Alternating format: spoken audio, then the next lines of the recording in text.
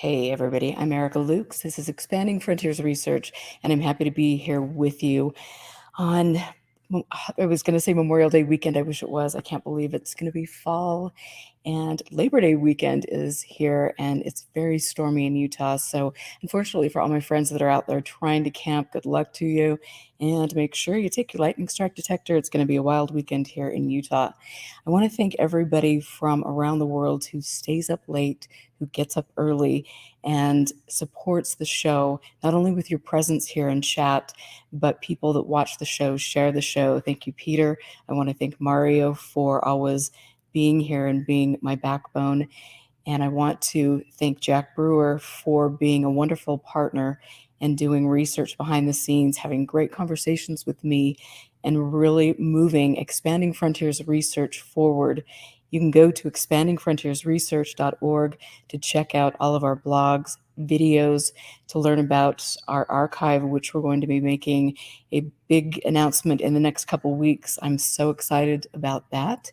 We are committed to telling the truth. We're committed to transparency. We are committed to making sure that people have access to things that I have here in this wonderful archive, and also doing the hard work behind the scenes, doing FOIA requests, reaching out to specific people who are involved in stories, getting their comments. All of these things are critical to making Expanding Frontiers Research a wonderful organization, one that I'm incredibly proud to be involved with. I also want to give a shout out to Barry Greenwood. Barry, if you're listening, I haven't talked to you for a while, so we definitely need to touch base. I also wanted to just give you guys a little heads up here that I will not be here next Friday. I am going to, in the next couple months, take a couple Fridays off intermittently because I need to spend time with my family, take a little breather, go hang out with some friends, and do things to just enrich me, especially right now in my life. So thanks for your understanding. I want to go through chat and just say hello. Again, Jay Bench, thank you for always telling people in chat to click, like, subscribe. You know, Jay Bench, that I'm not good at doing that, so I will just thank you for that.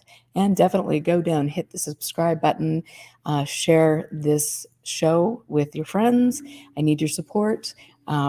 Jack and I definitely can't do it all, and so it's wonderful to have a team of you out there helping us. Hi, Peter. Hey, Drew Williamson. Let's the Earth. Rachel, what's up? Simon Fly. Morning to you. Hope you're doing well and staying out of trouble. I kind of doubt it. Amy Collins, Jim, and Lotus Head. Thanks, you guys. We're gonna have a wonderful show tonight, and it is without further ado that I'm going to bring William Pullin on the air. Good evening. How are you doing? Good. How are you? I'm Great good. to be here. And thank you so much. You've been in chat a lot lately. You've been listening to our show, and you've offered so graciously to help Jack and myself with things behind the scenes. And first of all, I want to say thank you for doing that. That really meant a lot to me because I respect what you have to say. I think you're a very valuable person, and you help keep people grounded. So thank you for offering to do that. It's my pleasure. I enjoy the programs, and I like the approach, the rhetoric, the civility of the program. Whether we agree or disagree, just the conversations are all keen and accurate. And I admit I miss having Jack on the program because Jack is an encyclopedia of information, and he's so measured and just passionate. I mean, he is passionate, but he comes off as very, very logical. I like that approach as opposed to what you usually get in the UFO field. So, but it's an honor and privilege to be here. So, thank you. It's an honor to have you here. And it's been a while since you've been on. I was trying to think of when that was because things have been such a blur since COVID. Actually, you and I hate to do this on the air. Well, you and I have never actually spoken on the air before. No, are you kidding? I thought you'd been on the show. Okay, I am bad. The first time we spoke was 4 minutes ago before the program. No. We've interacted on Facebook on occasion, a few messages here and there, and then via email. But no, I've never had the privilege of meeting you. So this is all good. So okay, well, I swear to you, like in my mind, I can remember like having you on the show. Maybe we just talked about tennis and different things, and so I apologize. Yeah, we did. Yeah. You did discuss it, but this is a couple of years before COVID. Yeah, okay. That's what it was. Yeah. Well, let me tell you, I've been through, complete mind meld. And so let me just say, Spread, not my friend, thank you for being patient. And it feels like you've been on my show before.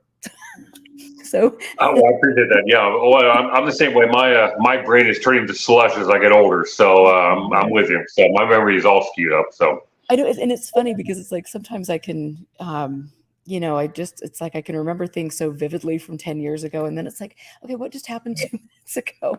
And I'm just like, oh my Lord, I'm telling you, it's okay. This is why I'm taking intermittent breaks coming up. So you know how yeah. it is. But first of all, the most important thing that I want to talk about with you is tennis. Forget UFOs because I need Yes. to know about tennis. Your career, I mean, that's been your career. And you are, I mean, Yeah. you're semi-retired and you're getting ready, So I'm a retired tennis coach. I spent basically a quarter century working for a couple of school districts, high school level here in San Antonio, Texas. I played in high school, won some district championships, played a year at the University of Texas San Antonio, and then they proceeded to go Division One. So they were able to get players from out of the country, which I couldn't compete with. So that was the end of that little foray into college tennis. But I've been teaching ever since, gosh, early 90s. I love it. I can't run, can't move very well, but my passion is now watching my players improve. So, yeah, but I love the game. I don't watch as much because I'm kind of biased toward Borg, McEnroe, O'Connor, Edberg, that era.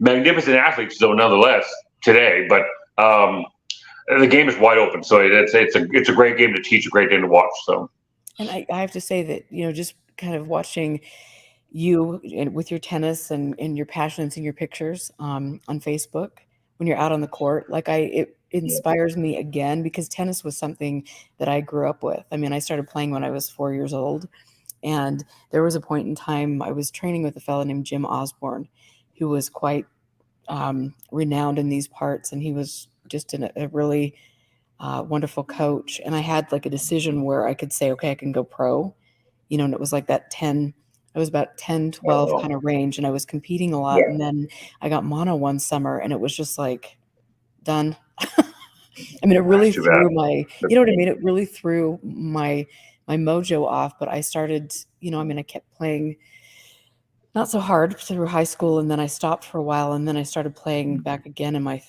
30s, and then we did the league stuff, and did mixed doubles. I used to love to do mixed doubles. But do you have what do you like doubles? Do you like singles? What do you like to play? I was a singles guy in high school and college. Then I began to like mixed doubles because you didn't have, admittedly, men's doubles, there's a lot of egos going on. 4 men on the same court is a flood of testosterone. I'm not really crazy about that. So mixed doubles, oftentimes the two ladies on the court are more skilled than the guys. And I always like that dynamic. The dynamic that the guys have more power, but the women are more skilled. So it makes for some great matches and great interactions. So I played that till, I guess, early 90s when my knees finally just went kaputs, and then I went all coaching. But yeah, are you playing now? Any? You know what I'm going to start? Again, I started playing pickleball. Oh, no. I'm like, because everybody's playing pickleball. So, I'm just going to try it. I have a friend, Sure, we went out and got rackets and things, and we played, and it was really, it was fun. And then we had our tennis rackets because both of us had grown up playing tennis, and we tried to play tennis, and it was like, oh my Lord, what world am I on now? So I'm trying to decide, do I forget the pickleball, keep with tennis? Because I keep hearing pickleball injuries are off the charts. So, Yes, they are. Yeah, the original premise behind pickleball, because I've lost some clients to pickleball, was that the smaller court and the shorter movements make for more healthy play for players of a certain age, or if you have predisposed injuries or whatnot. And turns out that the movement required in pickleball is a lot of small steps, a lot of quick movements, which causes more injuries. And you're getting, after several years of this pickleball wave, if you want to call it that, not UFO wave, but people are getting injured. So I've got a couple of clients that came back, and now their knees are in worse shape after a year playing pickleball. So, but again, as long as you're healthy, you're happy, regardless of the game you play, it's all good. But I would prefer tennis. So Okay. You know what? I yeah, think you might have convinced me. Pickleball was interesting, a little yeah, foray there, but I do love tennis. And so I've got to ask you, like the US Open's going on right now. And yeah. so like what I haven't watched it. I feel horrible saying that, but have you kept up on it? In passing, as it's been this way for the last 3 or 4 years since Serena Williams has been beyond her prime. She's gone to motherhood, marriage, more important things than hitting a tennis ball. Since then, the women's game is wide open. There's literally 30 women in the draw that can win the U.S. Open. It's that deep. The women's game is very deep. The top 40 women are solid top to bottom. Beyond that, they're still solid. It's just the top 30 is the ones that have a chance for a championship. The men, you had the era of Djokovic, Nadal, and Federer dominating with a few exceptions here and there for a good 20 years. Now, Joker's getting up there in age. Nadal's almost retired. Federer retired, happily.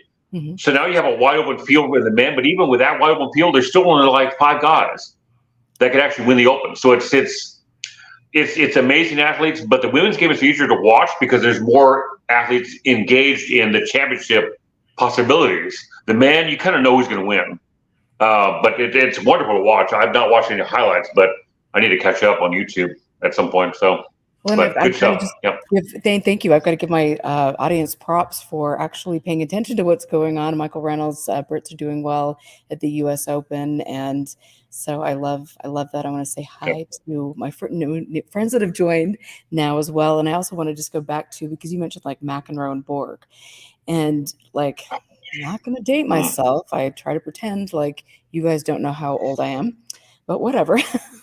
But I remember those were the days when I was like really like into tennis, and I remember the rackets and Yep. how much Yep. that's changed. The technology has changed. And then maybe 15 years ago, I got to go to a match with, like, oh my gosh, was it McEnroe, Agassi? It was just the old guys on the tour. Oh, it's just exhibition deal. Yeah. An exhibition, and I'm trying to remember who else was there, but it might have been Boris Becker. I don't know if that's even possible. Was it Sampras there possibly? Pardon? Pete Sampras? It might have been. Yeah, I'll have to go Yeah. again. I need to take some ginkgo biloba and get the memory back. They all get pretty active, all those guys. So, I mean, Yvonne Lendl in the '80s, he was dominant in the '80s. He's gotten a little more rotund, but he's earned it with eight Grand Slam championships. McEnroe's still slim. Borg turned 65, I think, this year. He looks 45. The man's still gorgeous. It's crazy. It's not fair. He has all his hair. Oh my Lord. But these guys do play, and they do exhibition. It's great to see him out there. Sampras looks great. For a guy who's in his mid-40s, hits a great ball. So it's good to see him on the court. The fans He's love in his him. mid-40s? Yeah, he retired, maybe older than that. Maybe it is. He retired in early 2000s, and he was around 34 then. So, yeah, I guess early 50s. You're about right. Yeah, early 50s. But he looks young, well kept up. And you can still see his toes. So it's all good. Wow. Okay, well, thank you Yeah. for like just talking about that, because I needed to get like re-inspired. I need to start, going to the women's tennis workout here and Gotta do maybe it. get Yeah. back into the league. I don't know. We'll see. Those women are kind of mean, I have to say. Oh, yeah, the women's game is somewhat diverse. The men are big power serve, inside out forehand. That's about it. The women hit down the line backhands, slice forehands. They come forward for volleys. Their game is much more diverse, much more like a chess match. The man is just power, power, power. It wasn't always like that, but that's the way it is now. And part of it is the rackets. You think of Sampras, McEnroe, Becker. Back prior to 20 years ago, the men's game was diverse. Some guys stayed back, some guys served and volleyed.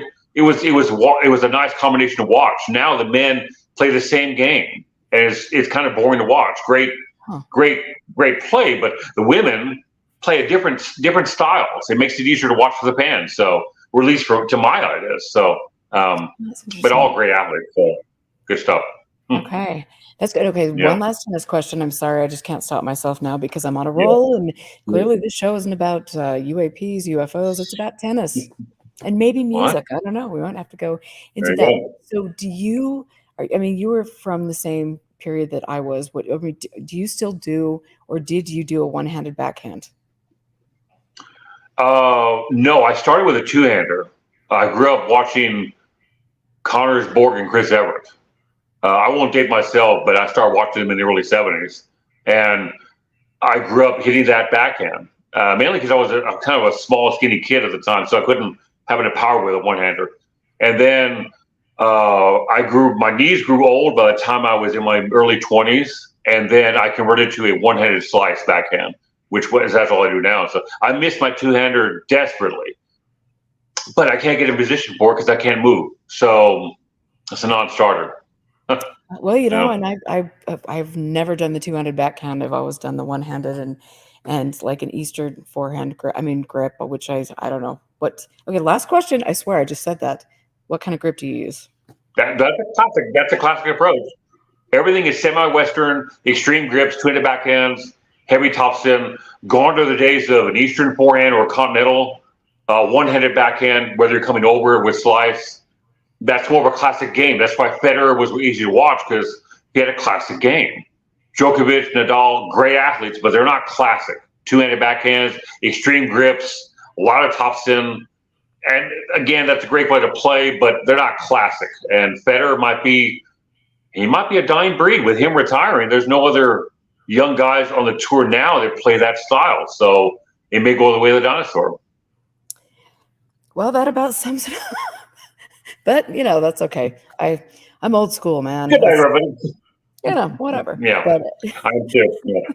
so anyway, thanks for All going right, on the that last thing tangent. on tennis, I still have my mint condition Bjorn Borg Don A Borg Pro wood racket.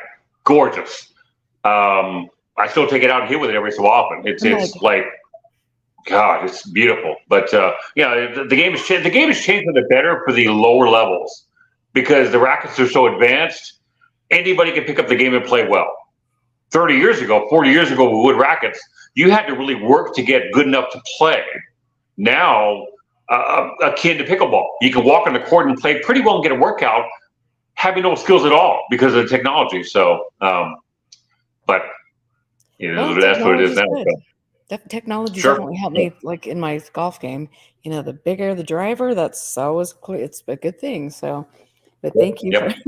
thanks for going down that rabbit hole, the tennis rabbit hole. Oh, So you're now very we're welcome. Love it. yeah, thank you. So let's I want to give people who are not familiar with you. I'm sure most people that are in chat definitely have followed your work, but give us for new people in the subject that are watching, give us your background, like your origin story. How did you get involved, and what keeps you going? Gosh. I think I started picking up on the UFO issue. I was always into sci-fi, not a lot, but I liked 2001. I liked Planet of the Apes. I liked Stolen Green, early '70s, that genre of sci-fi. Um, uh, I recall seeing, I'm drawing a blank here, but I just watched A Clockwork Orange the other day. I like these odd movies. That again, that's not kind of sci-fi, but dystopian. But I was only into that, and then I really become aware of the UFO issue to the late '70s. Remember watching Leonard Nimoy's In Search of. I liked the topics, and then actually said, are there any people actually looking into this other than people having TV shows, this, that, and the other? And I found APRO, Jim and Cora Lorenzen's organization, and I joined the group early '80s. I mean, they both passed away by '87, '88, so the APRO folded.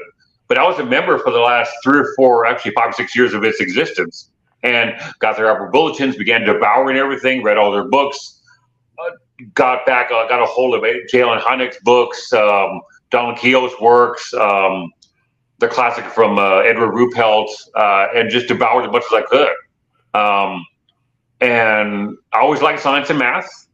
Finished high school, finished college, and by the early '90s, I was really, actually late '80s, I was really thinking, I'm going to start studying this stuff and examining it, not writing, just reading everything and then examining what's going on. And that formed my thought process when it comes to UFOs, even back then. And I still adhere to it now that the vast majority of this is explainable, mundane, not out of the ordinary, just misidentifications. So it's a whole slew of things that aren't out of the ordinary. What's left behind is a small snippet of things that are unexplained, which doesn't necessarily mean alien, but it might. But it's a very small percentage, but it's an important percentage. And as time has gone on, I found that skeptical, measured approach has become less and less popular.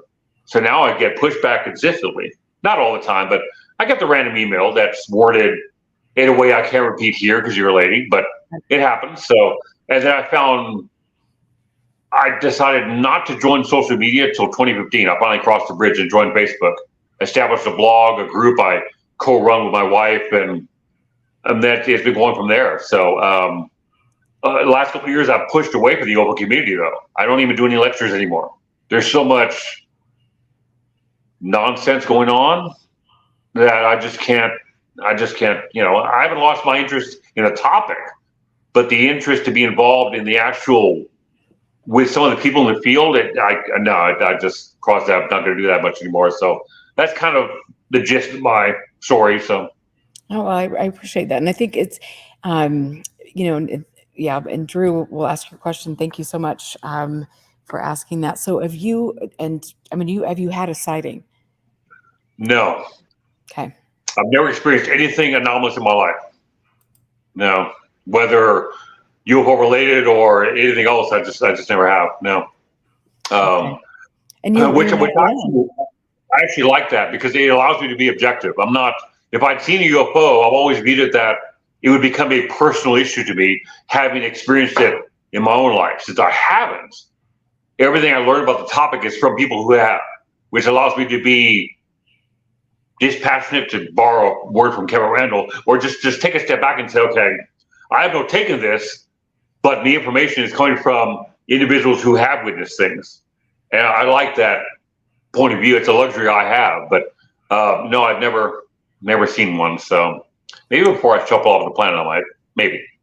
But I mean, and you're not alone in the people when you look at the, a subject matter. I mean, a lot of the quote unquote greats in the subject, or the people that made the rounds on the UFO circuit, back in the 60s, 70s, 80s, 70s, 80s, 90s, I mean, they haven't seen anything either. And you do bring up a good point of, when you've had sightings, how dispassionate can you be and level-headed can you be without assuming this is ET or something, out of the ordinary? Yeah. I say I don't know all the time, which garners me some quality emails over the years. I embrace an approach that Alan Hynek advocated, I think, in his first book, The UFO Experience, if my memory isn't skewed. When he came across, and this is post Blue Book approach. I don't know if he adhered to this during his later Blue Book years. Let's say after Socorro in '64, when he became less of a hardened skeptic. Not that that's a bad thing, but that'll give me an email. Guaranteed. So I mean, on a side note, 2 days ago I was called a debunker, not a debunker, a debunker. So clearly there's some spelling issues in the community, but that's a separate issue. But no, his approach was that when a case came across his desk, and I think this is by the time he had SUPOs going on up and running, that when a case came across his desk, he would attempt to debunk it, disprove it, try to assign it some other explanation, whether balloon, helicopter, bird, drone. I mean, not drone, that's early 70s, but attributed to something mundane. And if it sticks to it, if it applies to the data, it's all good. If you're left with an unexplained case, then you may or may not have something. And I think that's important. That may not is important to add here, that because the case is unexplained after intense scrutiny, that doesn't necessarily mean it's out of the ordinary. It's just unexplained. We can't assume anything. And he took that approach, not always. And I do know that Cor Lorenzen from APRO was not enamored with Alan Hynek, to say the least. She didn't like his what she viewed as his lack of focus. She thought he should adhere himself and apply himself even more firmly to the UFO issue. So he was kind of in her doghouse. But I think a cautious approach, embracing the possibility of more likely explanations first before going to anything out of the ordinary, pays dividends. Because again, a misidentified helicopter is far more likely than, say, alien spacecraft. A misidentified flock of birds is far more likely than, say, a secret military drone. So entertaining more likely explanations, I think, pays dividends. But in the UFO field, the reverse happens. Unexplained means alien for some reason, and that's kind of the way it is now. So I know it is, and I mean, it probably always to an extent has been that way, but I think now with social media, with the internet, and all of this stuff that we see going on, groups with different agendas, we're not quite sure what their agenda is, disinformation, yeah, griefing, there's so much muddying of the waters. It's really hard to know, like, who is actually, truly genuine in their approach. And when people do rush to say this is ET, then I think there are some problems, where yeah, you do have to do that due diligence to make sure you're doing good research, you're collecting data, you're saying, okay, this is yeah, what it could be, this is somebody's visual acumen at night, these are things that are yeah, flying in this airspace, and at the absolutely, end of the yeah, day, do we actually, as civilians, like, really, what are we going to be privileged to know? I mean, there's so many things flying around and up in space, and so much space junk, and so many things that we're yeah, keeping an eye on, that, how do you really truly differentiate that? I have not seen, and I'm not saying this doesn't, is not, won't come to light, because I know Ted is in the audience, and I know that he's working on a lot of things. But for me, I have not seen any evidence that anybody is come out with. Certainly not what happened in Congress. That was a complete,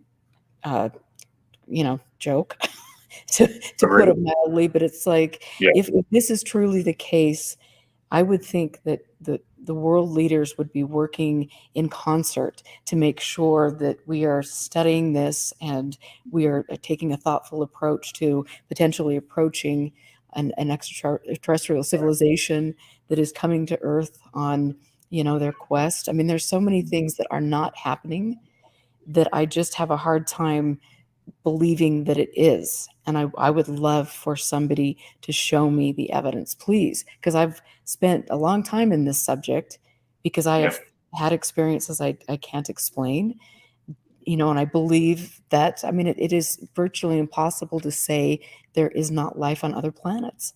But is that life oh, yeah. here? And the burden of proof, to me, is on the claimant, as it really should be. Yes, yes, and yes. Agreed. Yeah. Taking your comments in reverse order. Yeah, if you make a claim, the onus is on you, the claimants, to provide the evidence to support your point of view. That's the way it goes. Boo-hoo. People don't like it. Well, that's the way it is. It's not my job to prove it. It's that person's job that made the claim initially to bring forth the evidence, not just a story, to prove their claim. That never happens. Agree concerning the UFO issue. We have a ton of anecdotal stories. It's not really data. Data is a scientific term that can't really be applied to this field. We have a lot of, I don't know if it's really a field, but we have a lot of anecdotal stories. We have 80 years of that. Do we have a piece of a craft? Do we have a piece of organic material like a body? We don't. We have stories, the government does, but we don't know they have that either. We don't.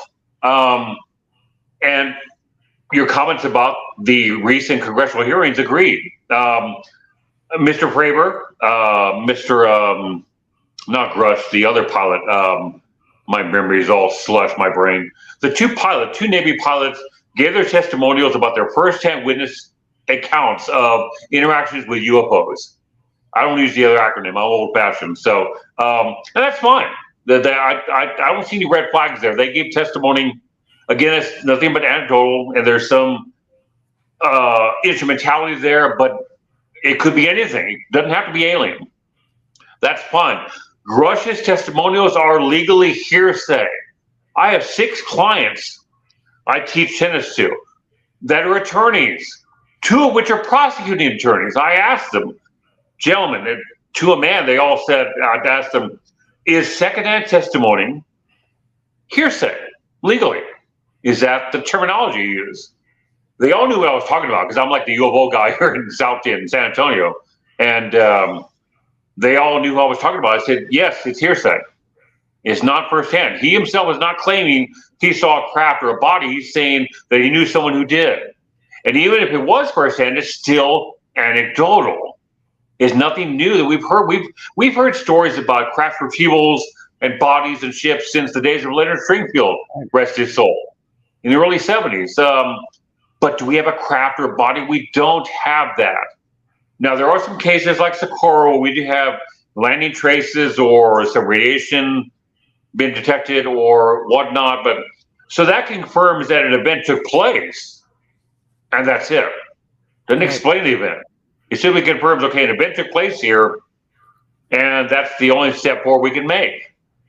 We have nothing definitive, tangible, or physical that is definitively extraterrestrial and non-natural in occurrence. In other words, it's technology, technological in form. It was created by another intelligence. We don't have that. Now, I'm not saying there's not extraterrestrials out there. There's so many billions of planets and stars out there. The likelihood of us being alone in the universe is 0. I think there's thousands of civilizations out there. I think there are. Had they come here, I have no idea. Can they get here?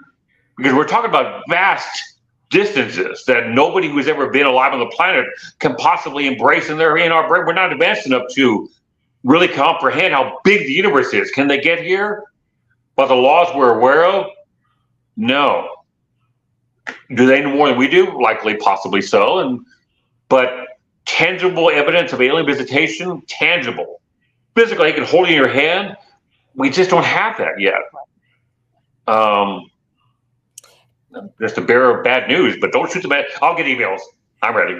Well, I mean, it's okay. I mean, and I think this one reason I love my show so much is actually everybody, 99% of the people in chat are actually logical and rational, even if they have had sightings or things, they still have critical thinking skills, and they're still willing to look at all sides because they have something that is important to them that they want to have taken seriously, and to have scientific minds engage all over the world and come together. And so I think this is an important conversation. And I want to just go back to a comment just for fun from somebody in chat that said, fortunately, most firsthand witnesses don't feel any burden to prove anything.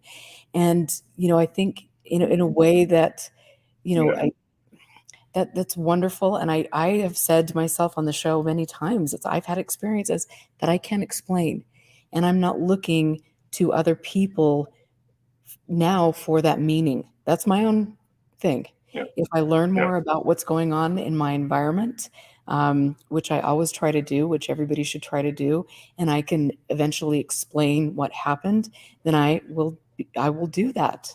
I'm not going to hang my hat on this. Those were important experiences throughout my life at specific times, but I'm learning, and I think that we have to make sure that we're doing that in this subject. And I think also, if you have these personal sightings and you're going to specific groups on social media and you're led by moderators that don't have a lot of skill or believe in everything they hear, or are bought and paid for by Peter Thiel or some of those special people, then there's a problem there too. So it's a very complex, I think, issue, especially right now with all of the nonsense. And I will just say that I do find it interesting, and I want to get your opinion on this, because I go back and forth on, are the people that we saw in front of in the congressional hearing, are they are they disinformation agents? Are they grifters? They all seem to Yeah, be hanging around a specific group of people, which would be, the Bigelow boys. We've got sure. Yeah, Jeremy Corbell, who is, legendary for saying he's got leaked documents or classified yes. video and he's the man. And, I mean, just on and Mm. just like, and weaponize and grab your pitchfork and we'll, don our Fred Perry and meet, somewhere in Yeah. Washington, D.C. I mean, I think that, I mean, there's why would people in any reality get involved in promoting that narrative? And why, if people truly care about the integrity of the subject, why would they knowingly go along with a group of people that is being supported by people that are providing false, misleading, and potentially dangerous information? I wish I knew. I wish I knew. There are, if you take a look at the people in the UFO field, and I think it should not be called a field because the field of study is physics, medicine, archaeology. Ufology is not a science, not this point. It doesn't deserve that term, but I'll use it anyway. The UFO field, you have the number of people that are looking at the issue in a legitimate, dogged way. Those are the vast minority in the field. The vast majority are individuals with a high level of notoriety, celebrities, and people that tend to attach themselves or ride the coattails of people that are well known. It's a big red flag for me when somebody attaches themselves to somebody who's been promoting a hoax or misinformation or making claims that are completely unsubstantiated. Happens all the time. And in this field, there's other motivations. I guess celebrity's one. Right. Money is certainly one, but I don't know if anyone becomes a millionaire at this stuff. But there's money to be made there, nonetheless. That goes without saying. Corey Good. Corey Good and his little friend. David Prince Wilcox? Valiant. Yes, thank you. I always think of Prince Valiant Yeah. and I think of David Wilcox. But I mean, they seem to have made, especially Wilcox has made a fair Sure. living at this subject. Yeah, sure did. Yeah, and so it's out there. A celebrity is what has happened several times is there have been some researchers that started out as very grounded, nuts and bolts is the wrong term, but they seem to have some integrity. They're measured. They have a level of skepticism, critical thinking, and then the longer they're involved in the field, that wanes. They gradually become celebrities. They start embracing nonsense. They embrace things that aren't true. They embrace the woo, and happens all the time. To my mind, the latest one was Jacques Vallée. Jacques Vallée had a long career of looking at the UFO topic, whether one believes in his theories or not, but he seemed like someone with a level of integrity that was pretty grounded and had a level of respect. And then he gets involved with the Trinity UFO hoax. And when called out on his lack of research and the fact that he embraced things that simply aren't true, he doubled down.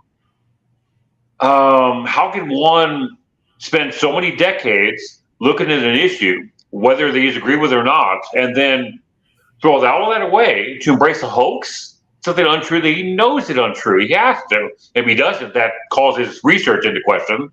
It happens all the time in this field. And then, so who you associate with casts you in a certain light and puts that person into question.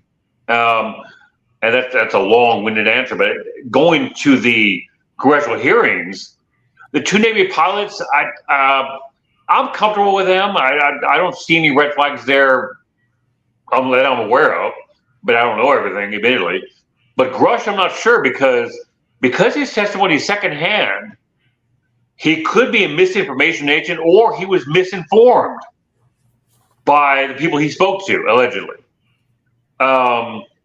If you're given information by, let's say, Joe Blow in some government acronym group, and you believe it to be true, and you tell someone else about it, they might take you at face value because you believed a lie. If you're being lied to, you might be misleading the public without even knowing it. So Grush might have been misled by the individuals he spoke to, allegedly, and he's given up that hearsay to us now. So those are possibilities we have to consider too when considering non-firsthand testimony.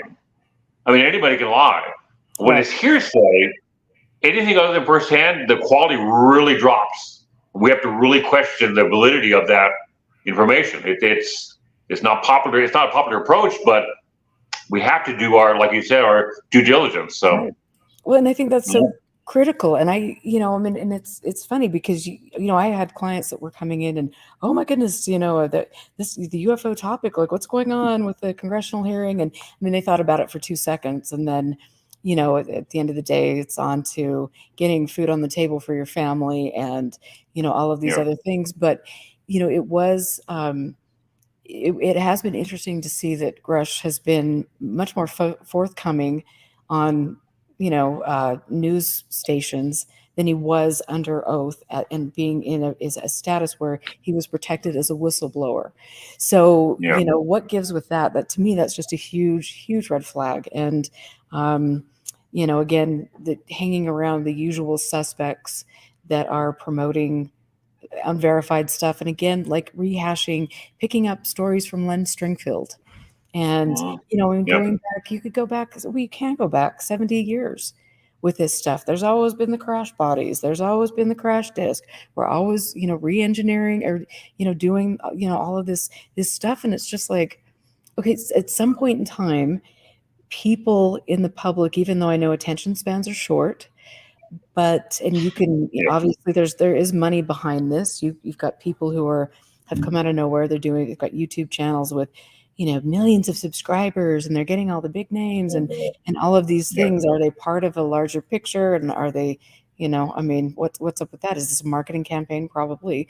But it's just like, again, I mean, Eric Davis, the Wilson document, and Wilson memo, and I mean, just all of this stuff that should raise so many red flags to people, and people have to look at this and just say, yes, there is the potential that there is something worthy of study, but it is not where these people have gone historically and where they are today. These people are the root of the problem for this subject not being taken seriously. You hit the nail on the head. On my personal account on Facebook, I came across an image that a friend had sent me on Messenger. There's a picture of MUFON's international director, Dave McDonald, being held up by 2 men in black in front of a UFO portal at the MUFON symposium. It looks amateurish. It's embarrassing. And we don't have, just look at UFO festivals and conferences. You go to a conference of archaeologists, no one's dressing up as a rock. You go to a conference of medical professionals, no one dresses up as a liver. But here in UFO Festival, people dress up as R2-D2 with their tinfoil hats. How is that not embarrassing? To my mind, it is. But yet we expect this topic taken seriously. People within the field don't take it seriously. They don't. Otherwise, they would be embarrassed. They wouldn't possibly post pictures like that online. But you have the head of an investigative organization posting a picture like that and being shared on different chapter Facebook pages. Okay, should this person and this organization be taken seriously? No, you shouldn't. And you're exactly right. This field, the UFO issue, the problem, that's a word I constantly get pushback for, but it's an unsolved enigma. That's a problem for those of us who went to college. The UFO issue is a problem. It's unsolved. It's worthy of scientific, legitimate examination. It is. However, is that happening? No, because of the UFO entertainment industry, which is all powerful. Conferences, festivals. This is the year of disclosure. The next book, the next video coming out. We're all lovey-dovey, taking selfies, this, that, and the other. And is that research? No, none of it is. And individuals that are actually researching the topic have no notoriety, really, other than people that actually know their stuff and know that, well, there's Jack Brewer, there's Kevin Randall, there's John Greenwald, you and I. We have far less notoriety because we're not chasing almighty celebrity. People that are chasing celebrity, what did I say on my program last week? The more well-known you are, the more you tend to be a celebrity. The less well-known you are, the likelihood is going higher and higher that person is actually doing research. Right. And real research will not make you popular in this field nowadays. But that's I've a horrible noticed. statement. But that's what it is. I've definitely noticed that, and yeah, I will say, even even when I was somebody that got into this subject who was really very bright-eyed and bushy-tailed, and we're working together, and look at all these cool people with a message to pursue strange things and that have the courage to do it, and then as a woman, there was definitely that wasn't it wasn't a fun place to be as a woman, because there's really not a lot of room in the field for women, clearly, because we still Agreed. have the good old white boys ruling the roost. And so that was a very interesting experience, trying to do Yeah. that, have that barricade up. And then it is just a very kind of a tight knit group of people who do the lecture circuit, and who have agents who are booking them on TV shows. And for me, Yeah. like a few years back, I was doing, I did several different TV shows, and I loved doing TV. I thought it was really great, and I tried to, I don't know, it was an interesting experience. Did I say things on those shows that was cut and spliced? Yes, I did, and that's Yeah. many No, yeah. lessons learned.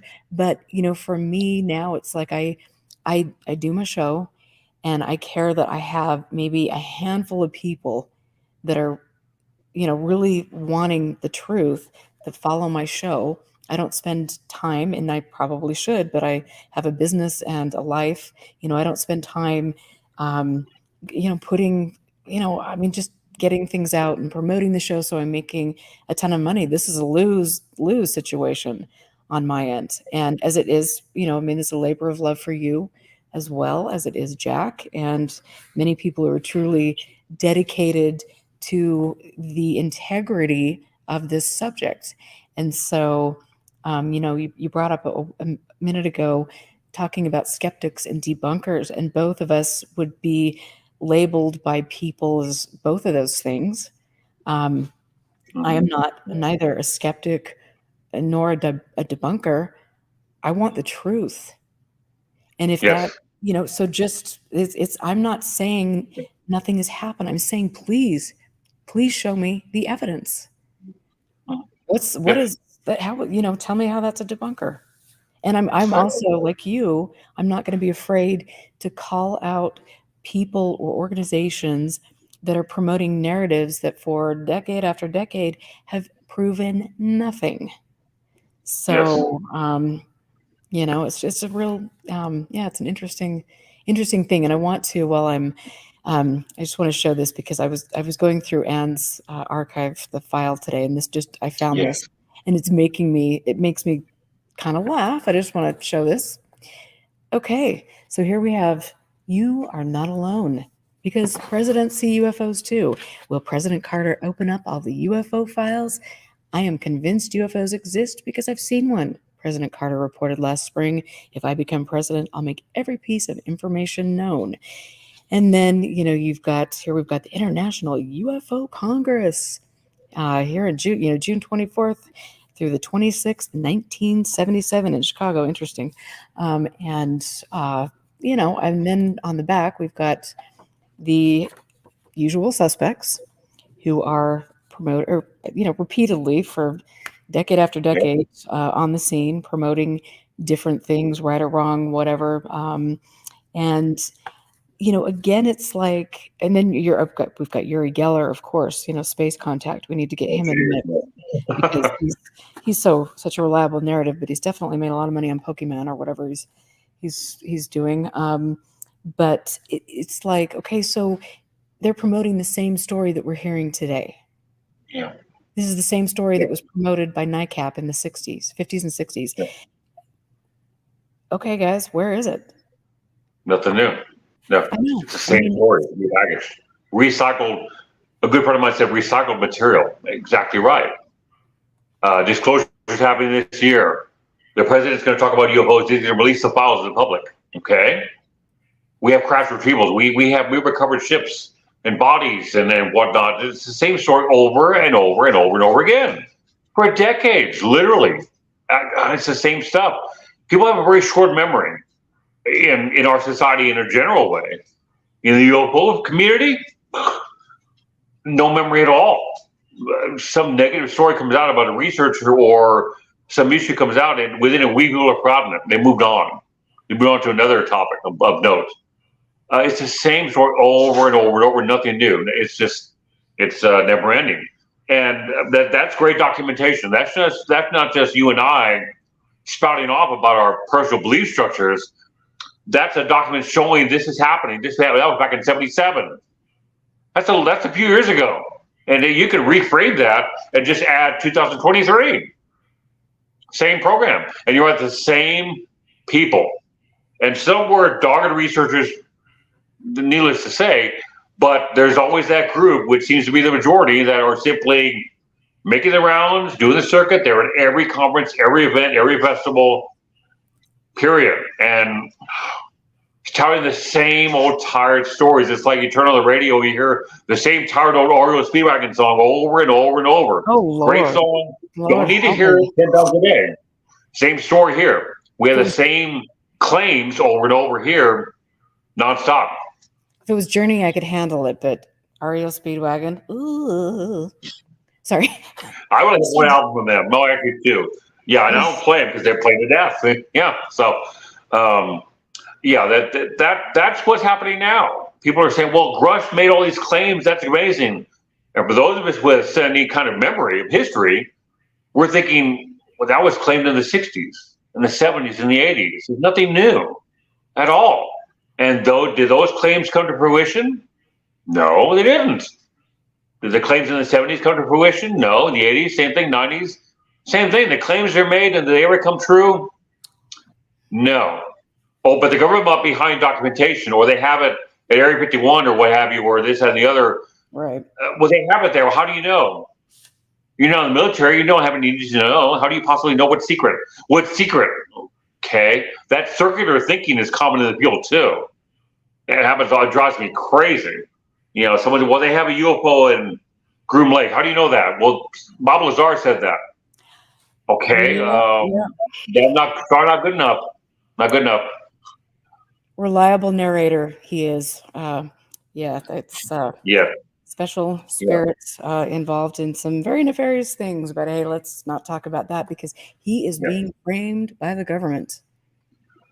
His whole history has been wiped off the planet because he is a janitor whistleblower. I mean, I don't even know what to say.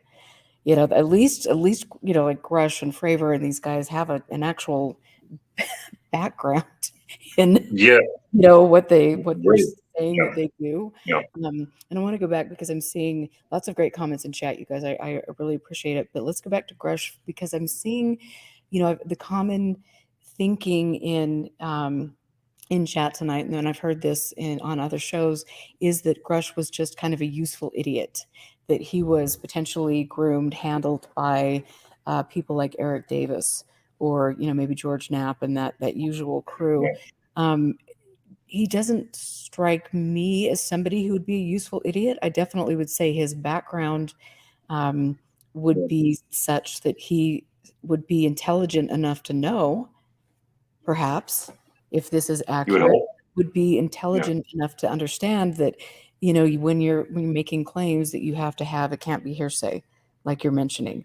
So I think, again, I'm not gonna give Grush the benefit of the doubt when it was very clear from him coming out of the shadows to all of the news media productions all over here and in foreign countries. There was a rehearsed. This was a rehearsed, planned narrative. He spent a lot of time with his little handlers who were sitting behind him and getting coached. And they are. I mean, Jeremy Corbell and George Knapp are their handlers. Let's just get that one straight. And so it's, I mean, if Grush is going to make claims, you know, back it up, or, you know, whatever. Those are my thoughts. I think it really, that kind of crap does a disservice to this topic. And anybody wanting to take this, like you and I both talked about, we both think there is something of merit. And when you have this shit show, I'm just going to say it, whatever, then that is so disingenuous. You know, I Yes. usually pop off on my show, and I might have to go back in and edit that little swear word later, but it's ridiculous. And I have to say to the people that I know, and am friends with, why are you guys supporting that? Like, literally, why would you hitch your wagon to that crap when you are doing good research? It makes no sense to me. You don't No. you don't cast yourself, you don't hang out with people who are questionable and then hope to get where you want to go with integrity.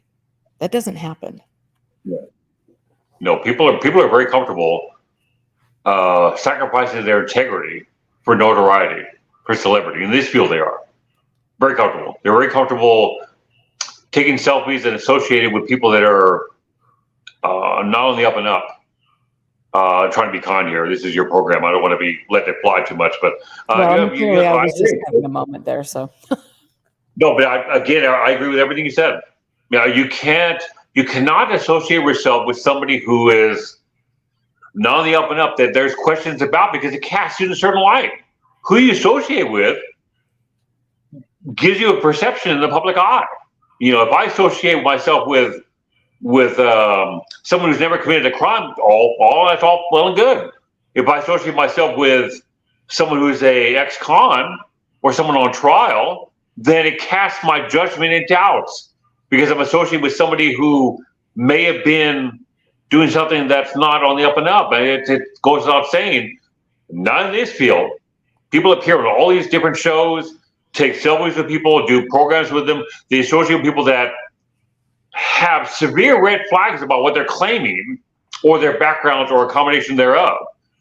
Why would you do that? Why would you hitch your wagon to somebody like that? Because they're willing to, if that person has some level of celebrity, well, if I hitch my wagon to them, I might get some celebrity off their coattail. Maybe that's a motivation there. I don't know, but I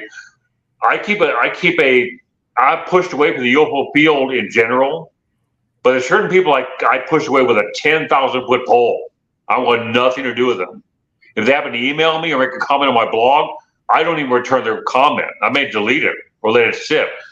No, Richard Doty follows my blog, of all people. I never interact with him in any way, shape, or form, nor would I ever do that. I can't control him following me, but again, who you associate with casts yourself a certain light. It just does. Happens all this time in this field. And to go back to a comment you made about 10 minutes ago, you're right. This is an old boys club. Despite my skeptical approach, I hate to say, I've told my wife this, I hate to say it, but I'm part of the problem. The problem in this field is the majority of people that have notoriety in this field are white men over 50. Let's call it like it is. You ain't kidding. That's what it is. I'm a white man over 50, substantially over 50. I'm part of the issue. But do they call it out? No. They're comfortable being part of it. So if you're trying to break into this field, especially if you're a young woman or woman of any age, it's incredibly difficult. Not only because of the way it's an old boys club, but because of the kind of pushback and negative responses you'll get if you're trying to break in and do some legitimate work. I wouldn't wish that on my worst enemy. So your comment about that, you are spot on. That's the way it is. Yeah, thank you. I appreciate that. Yeah, there's not many minorities. Sure as hell not many women.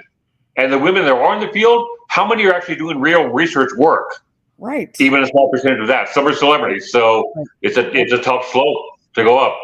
Absolutely. And I support, I mean, there are women, I will say, that are out there, and they're prominent on social media and different things, and they're doing, investigative work, and I wish them the best. And I will always be here to help another woman in the field that really, has questions for me that I can actually teach. And this is what I try to do with the show. It's like, hey, ladies, guess what? These are the experiences I've been through. Guess what? You're going to go through those same experiences yourself. So there's a reason why I'm here, and I'm sharing them with you, because I don't want you to have to go down the same roads. I don't want you to have to be, I don't want you to associate with some of the same, BS brokers and get wrapped up into a position, into a place where you are in a place. I mean, it's not good. these, the UFO field in general, in my opinion, is incredibly toxic. It is not a healthy field for most people to be in, especially when you have vulnerable populations that are coming into the field that can be manipulated. And then you go down these rabbit holes. I've had people on my show talking about, MK Ultra and going down, different, rabbit holes. I mean, obviously that was a very real and frightening program, but I Yeah. think that it is also, it's important to, like with Martin Cannon, who's been on my show many times. He wrote The Controllers, which was looking into kind of the mind control aspect and some of the testing, and he made very important points in The Controllers, and those are things that he documented thoroughly. But then what he found after releasing that monograph was that he was approached by people with nefarious purposes, and also people that were mentally unwell. And that was it was concerning enough to him that he just stepped back altogether from the subject. And so until just recently, and I think that is true, and we do have a responsibility. People that are the mouthpieces in this topic have a moral, an ethical, and a professional responsibility to place people's welfare, at the top of the list, and to operate, with integrity. And if they don't, which none of them do so far, in fact, I can't really think of anybody at this point that I would hold in high regard. No, I can think of a couple people. But it's like, and I think that these are important things to start saying back to these people who have a spotlight. Where is your integrity? What do you think about, like with this? And I hate to go here. I promised myself I wasn't going to do this, but I'm going to. Anyway, there, with regard to the Skinwalker myth, legend, lore, there was a fellow, I think it's almost been 2 years now, Christian Glass, that was having he was having a mental breakdown, and he felt that he was seeing things, and skinwalkers. He was really having, it is a heartbreaking story. And he was eventually pulled off to the side of the road, and the police officers from Colorado that were dealing with him were not dealing with him in the best way that they could for somebody in a mental crisis. And he ended up getting killed. And so, in my opinion, there are responsibilities that we have when we're spinning narratives and we're promoting things that are dark and dangerous that people could glom onto and go into a really dark place. And so that's just that's my little thing there. I'm obviously very passionate about it because I care about other human beings, and I would never want anyone to be in a position where, that something that I said was leading to something that is not in another person's best interest. So, and I agree. If you're a public figure, if you are touting a narrative or saying things out loud or embracing things that aren't true that you likely know are untrue, then you can mislead the public. Not just with raw information. You can mislead people that may not be in a good place emotionally, physically, mentally. You might mislead them, and they may go down a rabbit hole. They may come back from, which can be very damaging to them. Whereas the person that touted that initially is just on their high horse, unaware of the damage they're doing. There's a couple of things I remind myself all the time when I write a blog or do a program, which I do very few of, or when I used to do lecturing, which I do none of anymore. One, is my choice going to hurt the field? Is my choice going to somehow take the field backward? Now, not that my choices are of any importance, they're not at all. But individuals, I do have readers. I don't want to mislead them. I don't want to tout myself in a certain light, which is misleading to them. I'm not going to mislead them. So I ask myself that question, one. Two, who is the individual offering me the opportunity? Are they on the up and up? Am I sacrificing my integrity just to appear on the program or do a lecture or whatnot, because the person that gave me the opportunity is sketchy at best? Well, ask myself that question. Um, and then three, if what I'm touting accurate? Is it true? Is this valid information? Or if it's not, then I don't write anything at all because it's not valid. People have beyond their attention spans, which are painfully short. And I don't mean to be blunt, but that's the way it is in society. Their critical thinking skills are less than ideal. If they were, people wouldn't believe hoaxes. People wouldn't believe things that are untrue, but they do. So it's my responsibility to not embrace information that's invalid. It's my responsibility is to tout things that are valid and make my words. I don't want people to misconstrue what I'm saying, because people can take that and run with it, and the damage can be that person lost his life. That says it all right there. We have a responsibility as public figures to not lead people or mislead them down rabbit holes they may not be able to come back from. But is that common in the field? No. People tell things that are untrue all the time. Their integrity is out the window, and damn be the consequences of what happens to the lit person down the road. So I'm sorry that young man lost his life. That's a loss for us all. That was a really, I mean, I just remember just watching that on the news, and just, I mean, it's just heartbreaking. And it's, I just feel, as somebody who is passionate, about my community and other human beings and the planet and all of these things, I just think that, yeah, we do. And we do have a responsibility. Yeah. And I will say, very openly, as I have on most of my shows, that I've been through this. I've promoted things that I would not today, but I've done that in front of the whole planet. It's out there, and I have come to conclusions, and I've bettered myself, and I have admitted when I'm wrong, which I will always continue to do, because that is critical to learning as a human being, to making myself better as I age, to making Yes. the world a better place, and to also kind of seeing through this nonsense in a very strange, I won't use the word field, but a very odd cast of Arena. characters, Yeah. Yeah. So no, agreed. Yeah. And there's one other. I don't mean to interrupt. I apologize, but there's one other question I ask myself is, I just lost the question. Lost my train of thought. Oh, the idea is that I think we discussed this offline off the air before we went on the air. Is that if there's a negative issue that we're aware of in the field, and I use, admittedly, a very horrible scenario, but let's say I don't have any children, but let's say my son's going to grade school, and my son, actually, the scenario is that let's say a child's being abused in a high school by an employee of the district. A horrible situation. If somebody is aware of that situation and they don't open their mouth, they're as guilty as the person committing the crime. They just are. And that's an important issue. What's happening in the UFO field is far less important than a crime against a young person.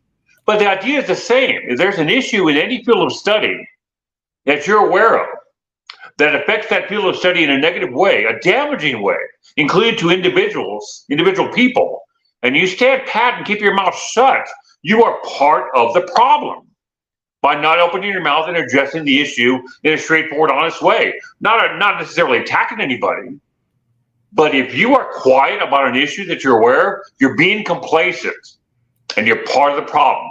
I myself, I cannot in good conscience keep my mouth shut. I just can't. I won't speak for you, Erica, but I think you're the same way. But in the UFO field, you don't get that. You get a lot of. Oh yeah, really do. Integrity. Where absolutely beautifully put. That's very profound and really important. And I think that it is. Yeah. How could when you see what's going on today currently, all over the world, not just in our country, but you see that there are people. I mean, it's just there are people who are quiet about things, And there are people, when they see, like you say, somebody being abused, somebody being, murdered. I mean, all of these horrible things, somebody being gang stalked, bullied online, and other people don't step up, then that's a problem. And we have to do better than that as a Yes. human being and as a society and as a group of people in whatever we're calling this subject. But that's definitely that those things would not, some of the things that take place in the UFO world would never be allowed to take place in a professional setting. I mean, No. let's just get that straight. To these people who are posting on Twitter, and some of them are, obviously anonymous accounts, and we don't know who they are or whatever is happening. But are the people who are actually real people that we know of? Like, I mean, I don't know what. I just think, what do you do at work? What do you do during the day? What do you tell your family at night? How do you behave? Do you want your children to do the right thing and to stand up for people? Do you want them to have morals? Or what do you do in the workplace? Are you constantly behaving in ways that you do on Twitter? I don't think so. And if you are, then I would say you shouldn't be employed. So, just a There are thought. many people that say and communicate and type out horrible statements, make horrible declarations about people they never met behind a keyboard. And you wonder how many of them are just quiet housewives or husbands in their regular lives. How can they sleep at night? How can they, in good conscience, go behind a keyboard and say horrible things about somebody they never met in person? Even if they have met them. I'm sorry, there's such a thing as civility. It just is. We can agree to disagree. You should not come down to name calling or character assassinations. Happens all the time. You wonder, because these are, my wife and I, Venus, discuss this topic all the time. And we kind of make light of it. Well, that was a real hoax, and that was crazy, this and other. But it's a serious issue. We try to make light of it, but we both agree that these individuals making these statements, making these claims, embracing things that aren't true, and committing these acts of, maybe it's not borderline criminal, but it's certainly out of bounds behavior, on or offline. These are housewives, these are husbands, these are voters. Or do they do this in their normal lives, or just their online behavior? Because you see some things online that are just things I would never say to anybody, even my worst enemy in person, are typed out like there is no accountability, which there isn't. It's online. And the prevalence of anonymous accounts, so that's dime a dozen. So it's very troubling what goes on behind a almighty screen. It is. It is very troubling. And I know in the past week, the FBI announced that they had busted an international hacking and ransomware group. And that's an interesting story to watch. And you wonder, and I do believe that was attributed to, Russia. We know that there are social media propaganda campaigns designed by foreign adversaries that strategically target different groups of people and can tap into their their distrust in the government, their questions about specific political ideas and things. And again, that adds another whole level to the landscape that a lot of people aren't taking seriously right now. And so for me, I think it's really it's critical if you are interacting with people or getting into a social media group. Like I typically want to know who I'm interacting with. And I think when you've got people who are in groups of people who are gang stalking and bullying people, that should be enough to say, hey, I'm not going to invite that person on my show. I'm not going to promote a tweet or any social media content from this type of person, and then see just disengage. But yeah, it's there's It should be enough. I mean, that just in our professional lives. I mean, on a professional level, we would not want to associate ourselves with someone who is of questionable character. That goes without saying. It applies in our personal lives too. online. I mean, I just crossed the 8,400 reader barrier on my blog on Facebook, and a good percentage of my readers don't like my points of view. That's a non-issue for me because they're able to, with some civility, discuss issues I bring up in blogs. That's the communication is the issue, not us agreeing. Our ability to communicate cordially, that's what's important. That's the treasure at the end of the rainbow. But there are people that I just don't want anything to do with because they have their character may be in question, their professional behavior is less than ideal. I'm applying my own standards there, but so we have to be measured. And certainly when you have a program like you do, or you have an organization like other people do that is open in a public setting, clearly pays dividends for that person to be cautious with who they associate with. Because again, it casts their program or their association in a certain light. And I mean, I know you don't want that. I certainly don't want that. But in the UFO field, all bets are off. It's a wide open minefield, and everyone associates with everybody else to gain the almighty celebrity. You see some strange bedfellows in the UFO field. Really not so strange because it happens all the time. So, yep. Yeah, and I wanted to say, and thank you for that, but I wanted to say too, I find it very interesting that when you're trying to ask for, if somebody's claiming that they have, been collecting data for 10 years, 5 years, 2 years, Yeah. they have the answers and the keys to the kingdom. And when you are a person like yourself, or Jack, or, people that I know and respect that ask thoughtful questions saying, okay, if this is what you are claiming, where is your proof? And then they become so enraged because they don't have it that they, mount campaigns behind the scenes to discredit people, which is just like, again, it's like, oh my Lord, are you, I mean, is this the way you behave at work and I mean, probably actually, but so Likely. so it is just, it is interesting. And we have to be able to communicate, and that's critical. We have to be able to ask questions. And that is such a great point. We have to have, like you said, the only way to better yourself as a person is to learn. We learn by asking questions. I apologize for interrupting, but you hit the nail on the head. The only way we learn and better ourselves as individuals is to learn. That's the way it works. And I mean, it's just the same, even though, like, obviously politics is very volatile right now, as we all know. But for me to have a conversation, which is critical to somebody that completely opposes my views, and to have a rational conversation, that is so important, and that is so needed right now. And I think, unfortunately, in a lot of ways, the UFO, we should all, this is important.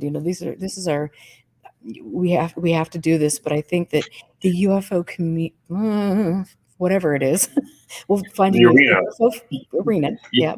I think that, in a lot of ways that mirrors a lot of darker aspects to what takes place in different groups and political landscapes. And I also think it's definitely a great way to test ideas, or to latch onto people who have a conspiratorial mindset and who are willing to run with things that aren't founded. And so there's so much going on. But talking and communicating and hashing over ideas, and understanding that if somebody feels that they've had a sighting and that is very genuine and true to them, then I can't, that's their thing. So I respect that, and I might not agree that extraterrestrials are here, but at the end of the day, I can have a respectful conversation about things that are, in my opinion, should be fun, but but I've gone down the rabbit hole where it's a little interesting, as you've. Well, the UFO field was the field, whatever the term is, the UFO topic was actually once more fun. I agree. Yeah, it was just, this is fascinating. The possibility that aliens flew from some star, landed on Earth, and people saw it in a farm in Nebraska. That's cool. That's great. We all want to. I think everybody in the field would love to know the aliens came and landed in Idaho. That'd be great. But if you're going to take a really dogged look at the topic, we need to be professional and skeptical and measured. But in today's field, it's not as enjoyable because there's a lot of it's fractured. I wrote a blog several years ago. Rich Hoffman for the SCU commented that the term UFO community is an oxymoron. It's not a community because people don't get along. When we use the word community, it suggests a group of people that are getting along in a good way, like family and friends, and they have a common interest, which in this case happen to be UFOs. This is not a community. There's a lot of polarization going on. It's very political in some ways. Yes. And people don't talk to each other. They can't have cordial conversations. No civility is lost. You see a lot of foul language online. Well, I forgot about a little blooper earlier. Oops. Yeah, so it happens. And I've cursed on my program too, and it happens. If I feel strongly about something, let it fly. I know I'm still a gentleman, but I can still say a four-letter word occasionally and apologize after the fact. But yeah, it's not a community. It's a polarized group. So, right. Going back to your comment about witnesses, witnesses seem to be, it's morphed. When I first got started in UFO, this genre, this whatever you want to call it, witnesses seemed much more narrowed and open to an investigation. They didn't know what was going on. They filed a report with MUFON or APRO and let the investigator do their thing, and they're okay. Now they seem to want validation, and they don't want to be questioned. And anyway, because they immediately get defensive. Well, you don't believe me, this and the other. I don't know what to believe. I'm just interviewing you. I'm finding out what happened, what your claim is, and go from there. That's it. That's all I'm doing. If I don't give them validation, they immediately push back. That I don't know if that's a reflection on society in general, but when you describe that interaction, happens all the time, on and offline nowadays. And right. Any topic that's unexplained, how are we going to possibly investigate it if witnesses to that phenomenon are not open to be questioned? I mean, how does that work? We can't. It'd be akin to trying to investigate the mysteries of dinosaurs in the Mesozoic era, and we're not going to bother to dig up any bones. Okay, that's kind of illogical, but that's what we have in this field. Witnesses that don't want to be questioned, and they are the only source of information because we don't have any bodies or a piece of a ship. So, right, got to be questioned. And great, like Drew Williams said, and this is a great comment. He said that's why grifters are successful. You know, and that is absolutely that's a great comment, yeah. Spot on. And then I also want to just say, you know, Jim made a comment. Why do they have to be ET in origin? They could be some other form of sentient life or evolved from the sea or atmosphere, for that matter. And of course, there are all sorts of possibilities. I think that, you know, right now, when you get, you know, thanks to Jacques Vallée, and you get this, is it ultra terrestrial? You know, I mean, you get all of these different ideas. So when we can't say that it's ET, then we're going to go, oh, here, we're going to move the ball over here. And then, you know, I mean, but at the end of the day, like if there is something there, it could be all sorts of things. Nobody knows, but I think it's important when you don't have the data to prove A, B, C, or D. How can you say it is A, B, C, or D? Yeah, you can't. You can embrace beliefs. My personal belief, not my professional belief. My personal belief is that alien visitation has happened on a few extremely rare occasions. Maybe on one hand, maybe, or not. I don't know, but I believe that. Professionally, I can't prove that. Not at all. My beliefs are no bearing at all.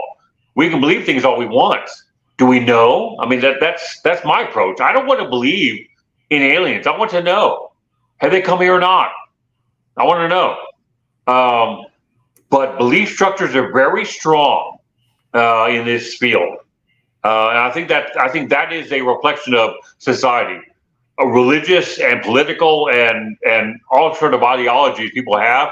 People are very set in their ways and are not open to examining other possibilities. Just human behavior on full display.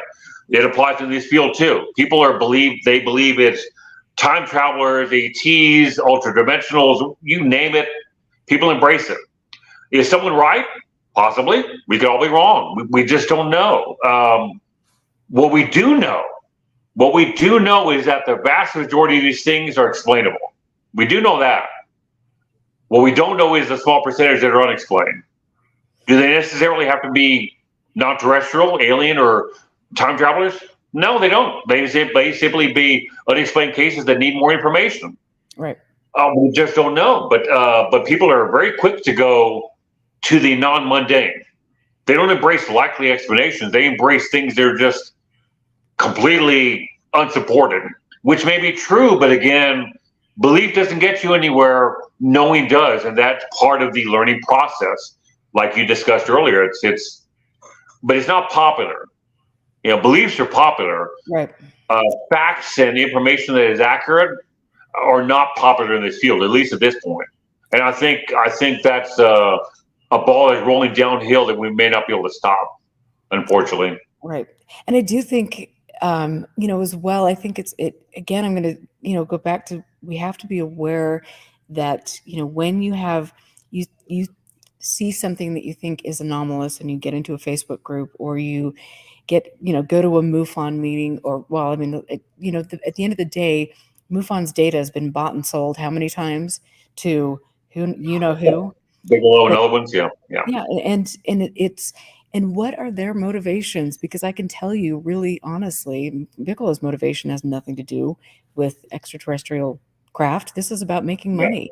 This is about stirring a sentiment in people and promoting conspiracy and promoting belief systems that, in my opinion, work for his political agenda. And I think there's more substance to that than any ET story that his marketing team can put out. But it is critical to know that data mining, you get in all these groups, you mine data, and somebody brought this up quite a while ago, and I'm sorry not to address this, but you look at the way you can use data, a UFO sighting.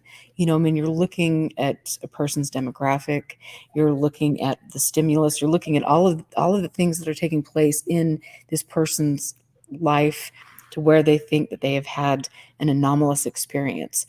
And there are ways to mine data to shape beliefs. And that has happened in politics.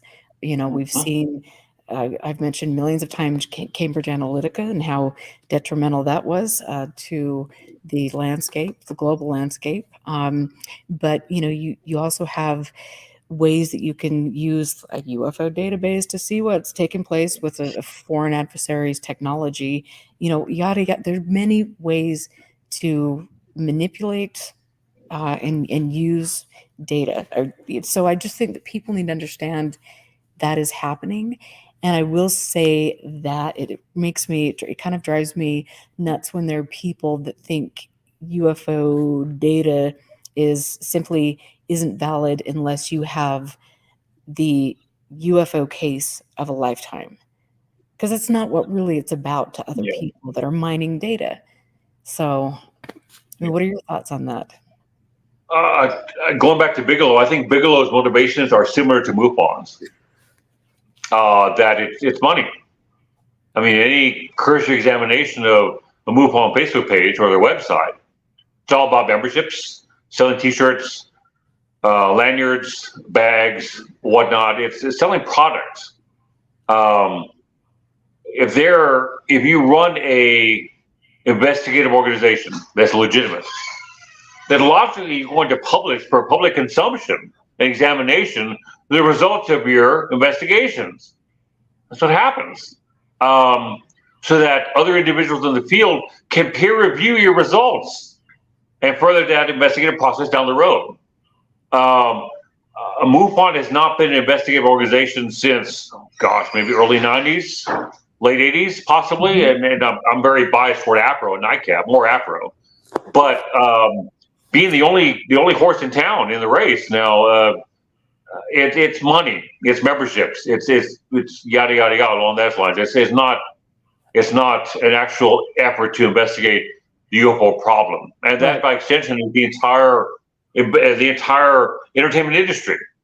all these shows and programs and podcasts and celebrities and people with notoriety, money's being exchanged in books and whatever and conferences. Is any of that actually research work? In a word, no, it isn't. It's a cottage industry. It's celebrity. It's fun. It's entertainment. It's not investigative work on an actual issue that remains unsolved. And that may be the reason why it's unsolved, because it has not been actually investigated thoroughly. If we spend as much time investigating the UFO problem itself that we do spending time at conferences selling T-shirts and touting MUFON's accomplishments, which are, I don't know, then we might be further down the road. But MUFON's been around since May 31st of 1969. Yeah. That's a long time. A long time. And I wrote a blog poll question in the group that my wife and I co-admin.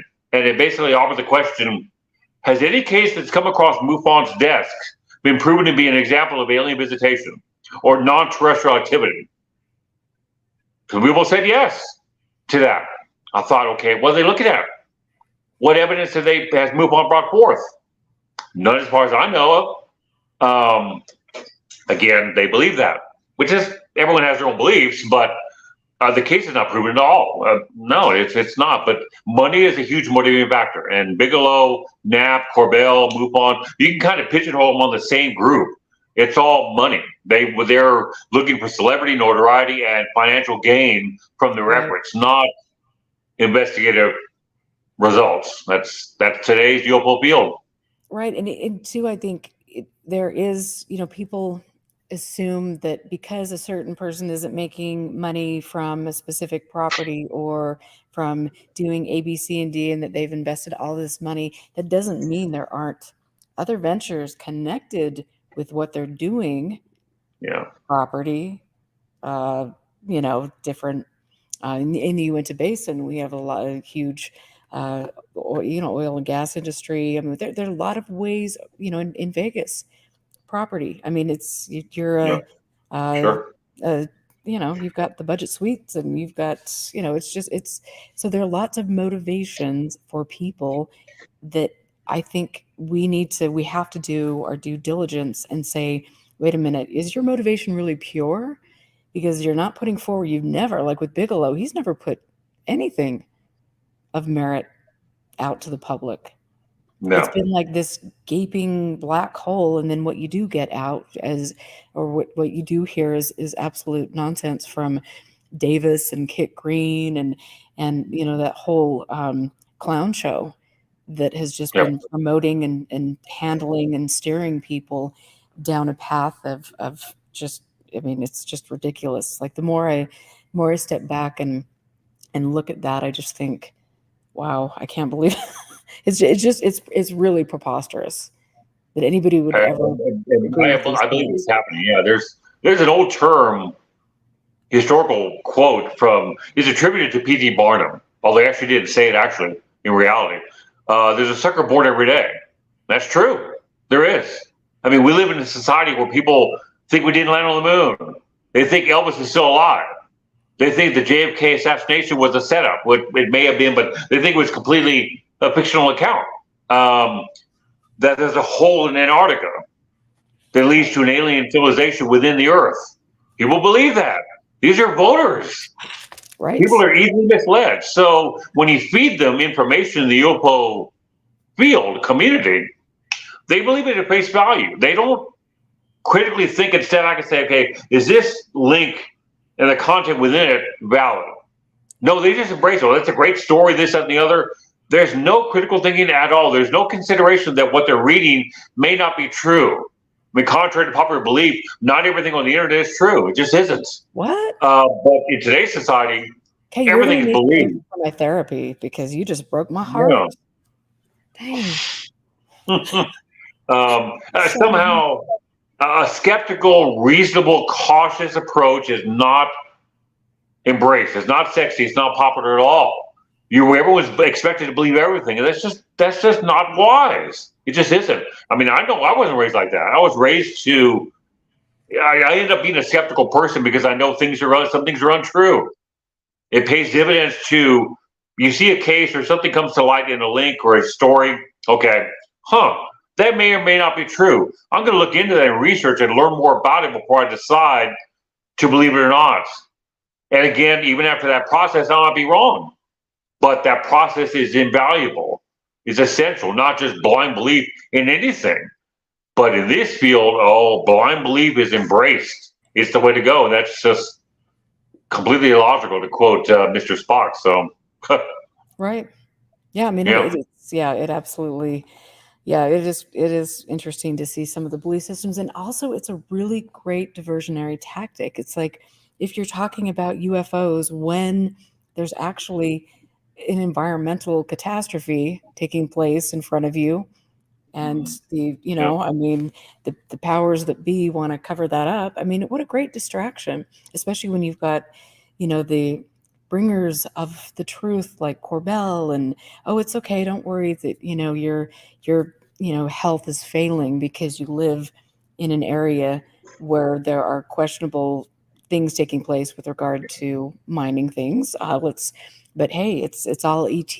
It's a great distraction for people who are doing everyday things that are not potentially above board.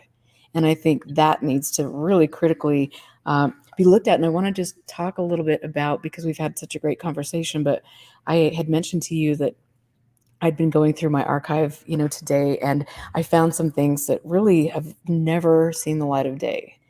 And they are such gems. And I want to just show this because I found this letter from Betty Hill to, and I'll just hopefully everybody can read that, but it just says, and I'll just read it for everybody. This is to Anne, and it says, I agree with the abduction scene in the chaos. I am just blind as a bat. Okay, and thought I had my original paper here. Hang on one second.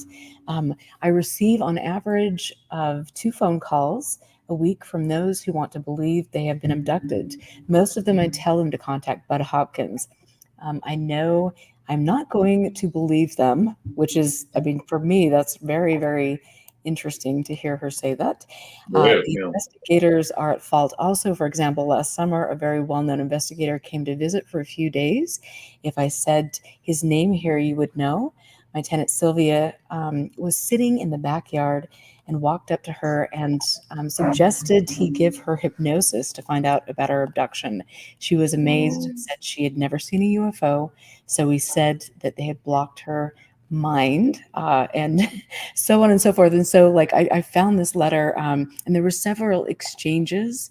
And I'm just going to keep this up here a little bit so you guys can either screenshot it or read the rest of the letter. But it was just this is very interesting to see this from Betty Hill, who was a very famous abductee, Sure. and also mentions here about different military personnel who had been in touch with her over the years, and she also, ends by, I mean, just questioning. I don't. She questions things and makes things, puts things out there that I was surprised to read from her. And so I will put this on our website, the Expanding Frontiers website, and perhaps do a little blog about the Betty Hill correspondence between Anne Druffel, because this is really fascinating to It me. is. And isn't They that, surprise me with statements, yeah.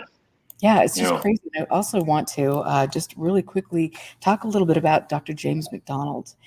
And what a rest of the brilliant, soul. brilliant mind. Yes, absolutely. And for me to have what I have here, because Anne did more research into, I think, James McDonald than any living human being. And I've been very, very interested in his correspondence with Senator Barry Goldwater.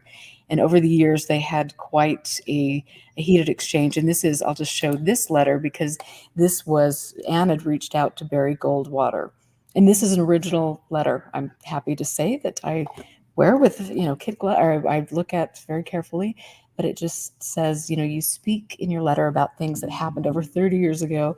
My memory is not good anymore. Any records I had back then have long since disappeared. I'm sorry I can't give you any information on the subject you mentioned in your letter. In fact, I wouldn't even know where to begin. UFOs are something I've tried to steer clear of. I don't argue that they are there or not there. I just leave the whole subject alone. and which is very fascinating coming from Barry Goldwater. He seemed to be heavily Yeah. involved in the subject for quite some time, but he was also a a kind of a he used to try to stick it to James McDonald on many fronts. And here is an article. I want to put this up really quickly. Thanks for letting me um, indulge in this, but this is from the Tucson Daily Citizen. This is written by Barry Goldwater. In recent congressional debate over the SST argument, no argument proved more important or fascinating than one called the Bikini Story. The story belongs to a Dr. William Kellogg of the National Center for Atmospheric Research, who headed a working group on climate effects of the SST last year and was offered in the House committee testimony to counteract scare stories in the developments of the SST would produce an increase in the number of skin cancer cases. In it, Dr. Kellogg reassured scantily clad female bathers that they could wear bikinis and ward off the possible skin cancer effect of the SST by making sure they wore bathrobes at least one in every 2,000 years. Once every, and I mean, this whole thing is interesting. And then it goes on to state the story was part of Kellogg's reply to a statement by Dr. James E. McDonald of the University of Arizona at hearings before the House Subcommittee on Transportation Appropriations. It was cited to show that Dr. McDonald was engaging in a ridiculous numbers game when he testified that the development of the SST could reduce the ozone content in the stratosphere and result in 10,000 cases of skin cancer. And so again, and I've also got two, which is really, really cool because this is, I'm just throwing this out here and there's so much to this story. And I want to, Jack and I are going to do some blogs on this, but there was a very heated exchange about environmental issues with Barry Goldwater, who was very dismissive of Dr. James McDonald. And I think it's really important to remember that McDonald played a lot of, he was very active in environmental issues. His family was very active in many different political issues as well. And he was such a tremendous human being there's so much to him that I just wanted to throw that out there. And then we will be posting at Expanding Frontiers Research the exchanges between Dr. James McDonald and Senator Barry Goldwater, which are very eye-opening. And so again, when I say, you're raising questions about things like the environment or the ozone, holes in the ozone, about people getting cancer and things like that, it's really easy for the powers that be that make money off of the big industry to try to discredit the smaller person who's calling out and saying, hey, there's a problem here and people are being affected, and let's look at that. And this is such a great example. So thank you. And oftentimes there's a price to be paid when somebody like the late doctor was a great loss when he passed away in the early 70s. When you speak up about an issue and your take is logical, measured, and straightforward, you pay a price for that. And when you anger the powers that be, you're doing your job. You've hit a nerve. The truth hurts, the old saying is. So if you write a blog or do a program or make a statement in the public arena and nothing happens, well, then you didn't make any headway. But if you ruffle some feathers, make some people pissed off, you get some negative pushback, then you press the button. Then you address an issue in a way people are uncomfortable with. And our ability to be uncomfortable and discuss issues at length is vitally important. I can't recall the gentleman's name, but I saw a clinical psychologist interviewed on Bill Maher's show on APO. Now, that's not a plug for his program, but I do watch all the time. And he said, our ability to have uncomfortable conversations is absolutely essential. Agreed. That's not a skill that's common in the public arena now. But our ability to address issues in a straightforward way and have uncomfortable interactions is a big deal. Interactions, period. People don't want to do that now. They can't be civil. They can't argue points dispassionately. They're just losing it. And they can't. Their rhetoric and their way they treat each other is counterproductive. And that doesn't move us forward as a society. It doesn't.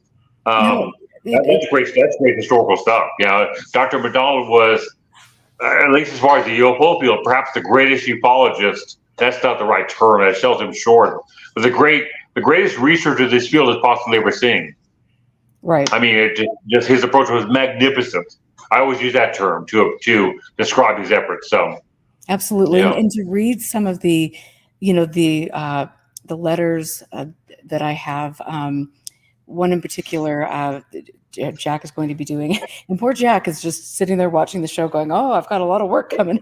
hey Jack, nice to meet you. But, um, we've got some real gems that we're going to be putting up, and that's all I'm going to say. I'm going to give you that little teaser with regard to McDonald's. But, it's just so amazing to listen to the tapes that Anne did recorded with Betsy McDonald about the life of her Yeah. husband and about her political, leanings, and about the distress that caused, and some of the anxiety that was taking place before Dr. McDonald committed suicide. That was his second attempt. And to read some of these personal letters from her family, from colleagues, from it's just absolutely, to me, one of the most, like, I really, sometimes I think I want to get away from the subject, and then I go in and, like, I pull up, like this letter.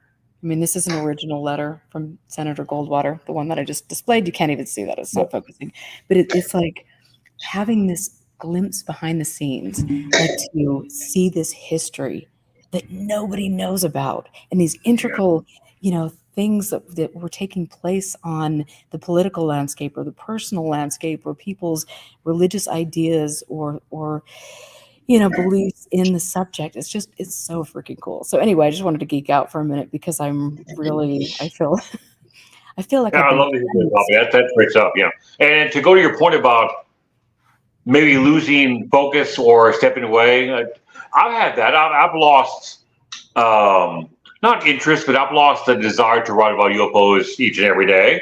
And I'll write about continental drift or extinct species of dinosaurs, or I've written a lot more non-UFO related blogs in the past year. That is not to say I'm not interested in UFOs, but I've pushed away from the rhetoric and the negativity and all that nonsense. However, looking at that letter, or you come across a classic book, or you see a program on TV, I'm like, that's not true. That's invalid. It reinvests you. It makes, at least for me, it makes you want to reapply myself and redouble my efforts, and I start getting after UFOs even more so.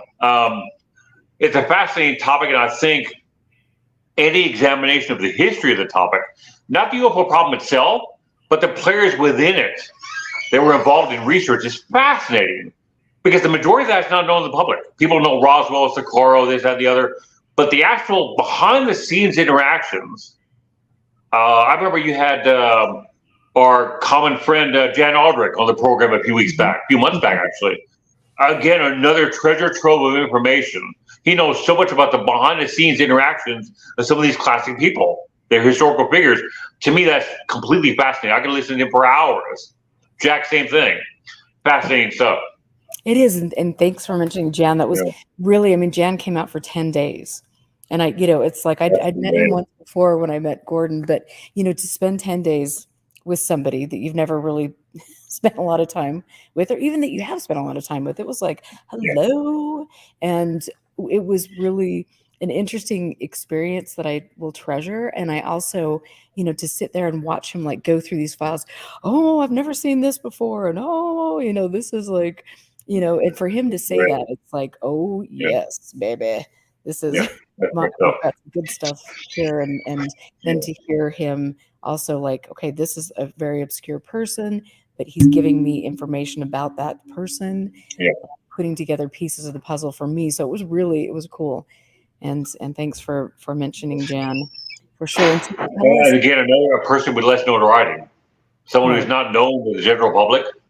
Less notoriety, less celebrity equals more legitimate work. He's an example of that. So absolutely, yeah. And they, I think a lot of people do see the pitfalls of addressing this issue, subject in a public forum, because in a lot of ways you can go down rabbit holes, and it is a waste of time. And then you've got this, you've got all sorts of things we've talked about tonight that are pitfalls for being public in this, but I fully believe, like you do, that we have an obligation to speak the truth and things. So tell us what, because you and your wife Venus, and I hope I think I can hear her back there. Can you hear me? She just got home, so yeah. Okay.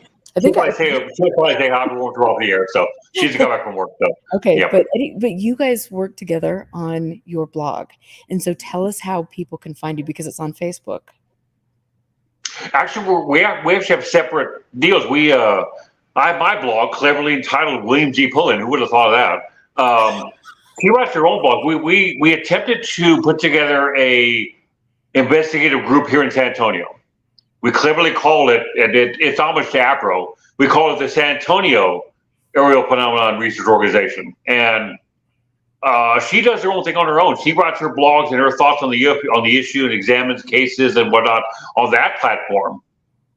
So they're both available on Facebook, but we write our own separate things. We discuss the issue at length all the time, and disagree a substantial amount of the time. We do.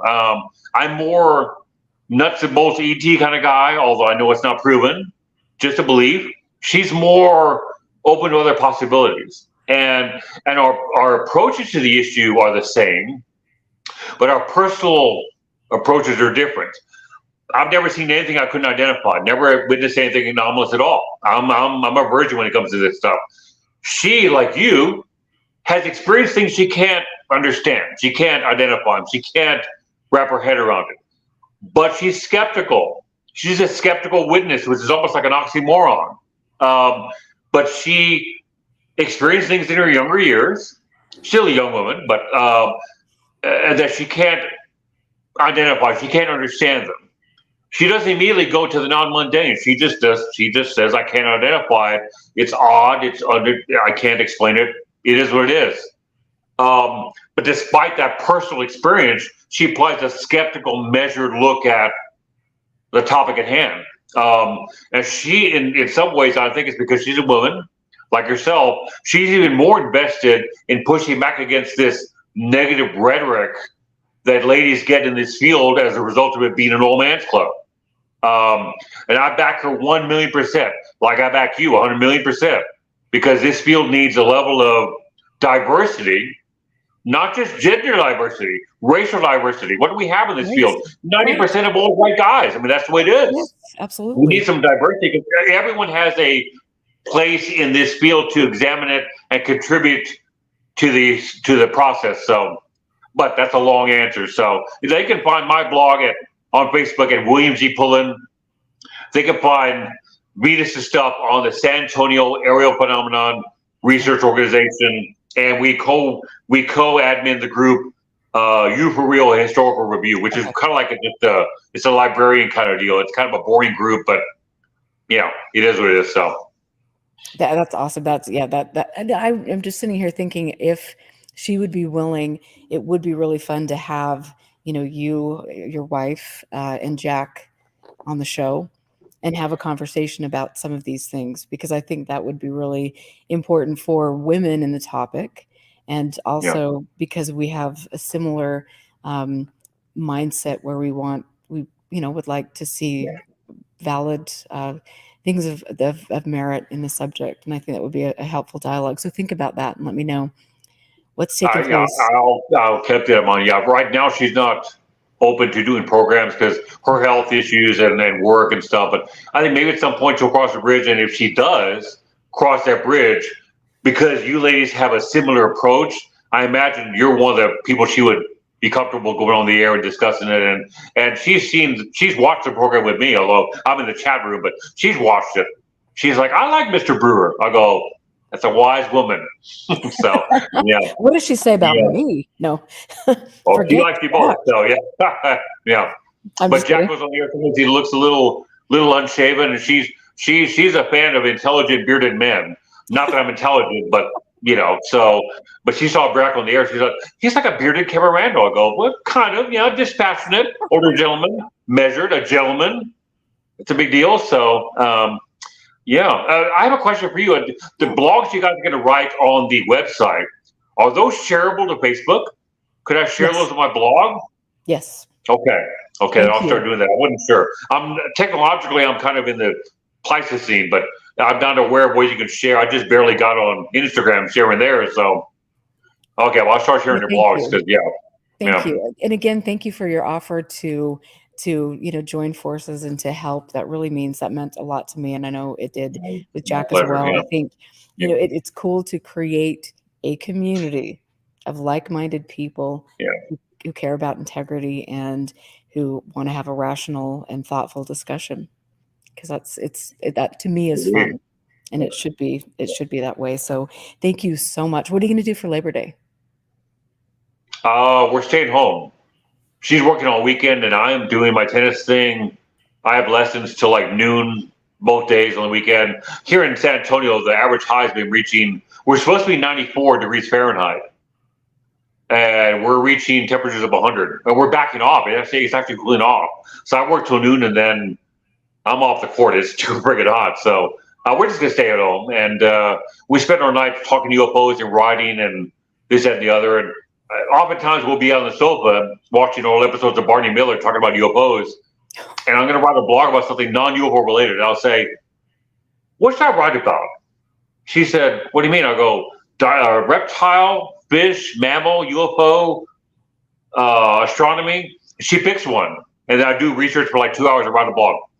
So I'm doing the writing on my blog, but the topic is oftentimes her pick, and then her blogs are completely independent. She does her own writing, and she asks my point of view, but she does her own thing, and I back her 100%. And she writes better than I do.